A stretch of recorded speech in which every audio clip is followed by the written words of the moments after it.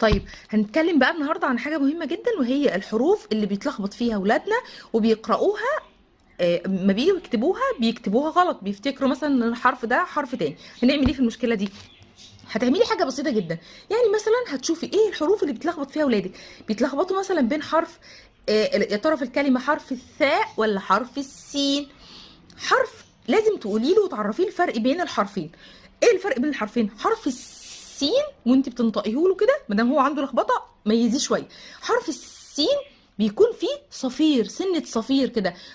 سمك، سمك، شايفين في سنه صفير كده. بس حرف الثاء لا، ثاء، ثعلب، ثعلب.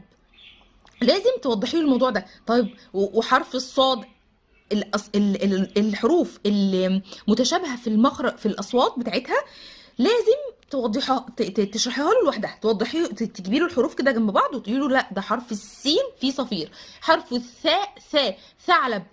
وما تيجي تمليه قولي له بص كده عليا وانا بنطق سمك. فهو يربط الحاجات بدماغه وفي نفس الوقت ما يغلطش. حرف الصاد لا، حرف الصاد ده حرف مفخم، لكن حرف السين مرقق.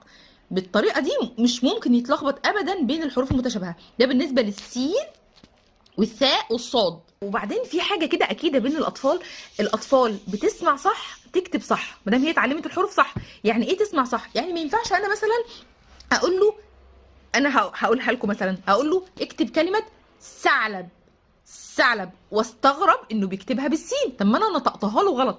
فانت وانت بتعلميه، احنا في اللغه الدارجه بتاعتنا ممكن ما نطلعش لساننا في الثاء، لكن انت بتعلميه بتمليه. فلازم تلتزمي بقواعد اللغه العربيه. يعني ما تقوليلوش ثعلب، لا، لازم تقولي له ثعلب. اكتب كلمه ثعلب فهو يعرف ان هنا في ثاء. ما انكرش ان كلنا بنتكلم بالطريقه دي في حياتنا، لكن انا دلوقتي بتكلم وانت في الوقت المذاكره بتاعته وانت بتمليه. لازم تلتزمي بمخارج الحروف انت الاول عشان تنطقيها صح، فهو يسمع صح فيكتب صح. بالنسبه بقى لمشكله المدود اللي يعني قوي قوي قوي كتير قوي بيشتكوا لي منها دلوقتي، مع ان هي حاجه سهله قوي. وطبعا مفيش خطر.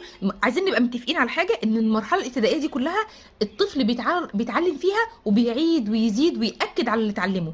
فان شاء الله مفيش حاجه، مفيش مشكله. بس انا عندي مثلا الام اللي ابنها عنده مشكله في المد، اللي هي الحركات القصيره والحركات الطويله. انا بمجرد ما بلاقي ان انا ابني عنده مشكله في الموضوع ده، بعمل ايه؟ بركز على النقطه دي. ببدأ بقى اعمل ايه؟ قال، ما اقولوش يلا اكتب قال، لا، وانا بمليه امد، ابالغ شويه عشان يعرف المد.